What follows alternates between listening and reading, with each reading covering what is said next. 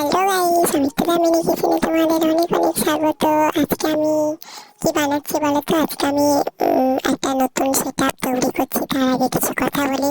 তোমরা দেখেছো আগে যে সেটআপটা, সেটা বৃষ্টিতে আমি কাজই করতে পারছি না, এবং উনুন পাতবো করতে করতে ভাদ্র মাস চলে এসেছে। আমাদের এখানে একটা আঞ্চলিক নিয়ম আছে, ভাদ্র মাসে যে আমাদের একটা লক্ষ্মী পুজো হয়, সেই জন্য ভাদ্র মাসে উনুন পাতলে গৃহস্থের অকল্যাণ হয়। তাই ভাদ্র মাসে, সেটা ছোটই হোক কিংবা বড়ই হোক, উনুন আমরা পাততে পারবো না।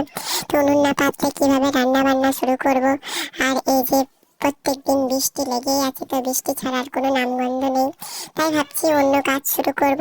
তাই এই যে একটা সেটআপ তৈরি করছি, এখানে আমি ঘরের মতো তৈরি করব। তারপরে সোফা, খাট, একটা রুমে যা যা থাকে সব তৈরি করব, টিভি।